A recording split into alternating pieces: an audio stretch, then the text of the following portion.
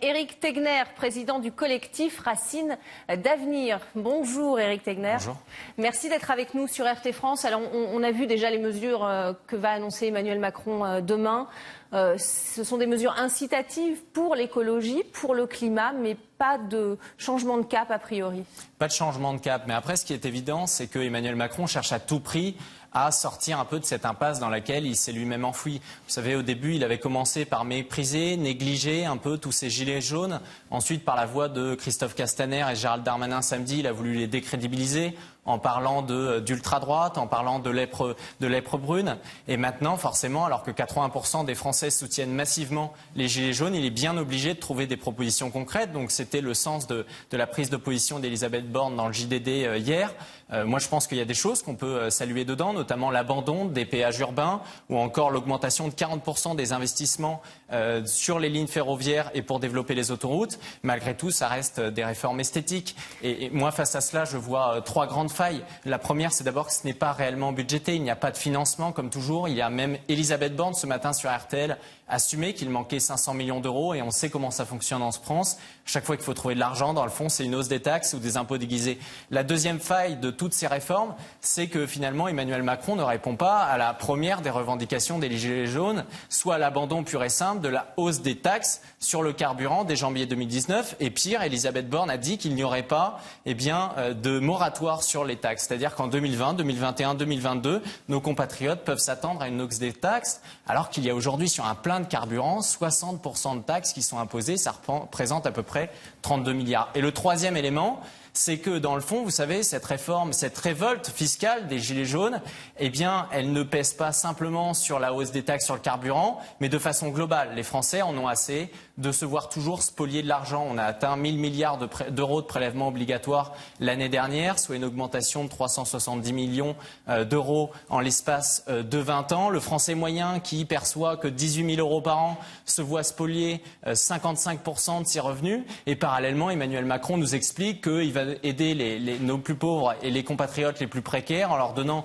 2 000 euros pour acheter une voiture qui peut en coûter 5 ou 10 000 euros, alors qu'ils n'ont aucun moyen pour ça. Et ça va être revu à la hausse, a priori, cette enveloppe pour inciter les Français à changer de vie. Oui, mais vous savez, lorsque un Français moyen dépense 71% de ses revenus dans le logement, dans l'énergie, derrière, il n'a aucun moyen de faire un emprunt bancaire, même de 5 000 euros. Donc une aide de 3 000 euros, si derrière elle oblige le Français à emprunter 3 ou 4 000 euros qu'il n'a pas, ça lui prive toujours du pouvoir d'achat. Vous savez, on est dans une situation extrême où les Français, tout simplement, ne peuvent plus parfois se loger, ne peuvent plus se chauffer. Il y a 10% des Français qui sont dans une réelle situation de précarité. Et là-dessus, je ne vois pas de volonté de grandes réformes fiscales. D'ailleurs, c'est tout ce qui est intéressant dans ce débat. Dans le fond, il faudrait se poser la question de quel est l'avenir des Gilets jaunes demain? Mais ça veut dire quoi? Il faut alléger ces taxes concrètement? Supprimer la taxe carbone? Supprimer la taxe sur le carburant? Non, déjà supprimer la hausse des taxes. Établir un moratoire, je pense, fiscal. Aujourd'hui, comme le réclame le Sénat d'ailleurs, qui vient de voter le gel sur les taxes. Le Sénat, effectivement, qui aujourd'hui, la majorité vient des élus les Républicains, qui ont dit par la voix de Laurent Wauquiez qu'il ne fallait plus aucune hausse d'impôts,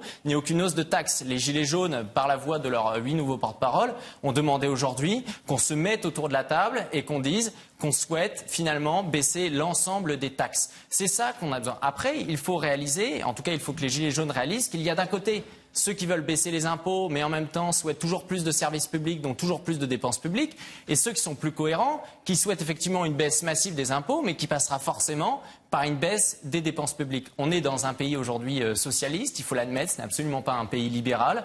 Valéry Giscard d'Estaing lui-même disait qu'après 40% de prélèvements obligatoires, d'un taux de prélèvement obligatoire par rapport au PIB, on devenait un pays socialiste, on a dépassé de 15 points ce ratio. Aujourd'hui, il faut faire en sorte de faire des économies, notamment sur les dépenses sociales. Vous savez que l'Europe elle-même représente la moitié des dépenses sociales dans le monde. La question des fonctionnaires également, qui n'est pas réglée, enfin qui n'est pas en tout cas abordée par le gouvernement. Il faut aborder la question des fonctionnaires, partir comme l'avait fait déjà Nicolas Sarkozy pendant le quinquennat 2007-2012 sur le non-remplacement d'un fonctionnaire sur deux. Je pense que les collectivités locales et notamment les maires peuvent avoir recours au privé pour certaines tâches. Je pense notamment aux tâches tâches de secrétariat. Ensuite, il faut faire une grande réforme sur les retraites. Là-dessus, je ne vois pas réellement d'ambition sur la réforme des retraites de la part d'Emmanuel Macron, parce que c'est la partie où on dépense le plus, pour derrière aussi non seulement redonner du pouvoir d'achat aux Français, partir du principe qu'ils utiliseront mieux leur argent que l'État ne peut le faire, et ensuite investir aussi dans le régalien. Rétablir l'ISF, comme le réclame aussi Jean-Luc Mélenchon? Vous savez, le problème de l'ISF, c'est qu'on a supprimé la partie d'imposition sur les taxes mobilières, c'est-à-dire les actions, mais parallèlement, on a augmenté la taxation sur les valeurs immobilières, c'est-à-dire sur les propriétaires. Il y en a 60% aujourd'hui en France. Et c'est toute cette injustice que ressentent les Français aujourd'hui. Parce qu'effectivement, d'un côté, on a supprimé l'exit tax.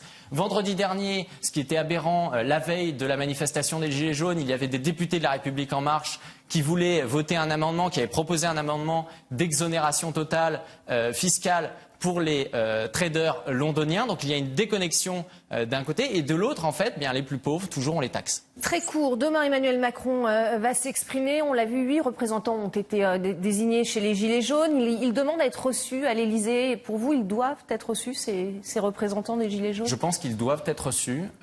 Aujourd'hui, j'entendais Christophe Castaner qui disait qu'il allait parler notamment aux syndicats, etc. Mais les syndicats, aujourd'hui, sont devenus totalement has-been. On ne les a pas vus appeler à la mobilisation samedi dernier. Dans le fond, vous savez, c'est aussi ça, l'émergence des Gilets jaunes. Ça montre à quel point les syndicats aujourd'hui, qui ne sont plus représentatifs, ne sont plus à même de porter la voix d'un peuple, de la voix des oubliés, de la France dite périphérique. Merci beaucoup, Éric Tegner, d'avoir répondu à nos questions sur RT France.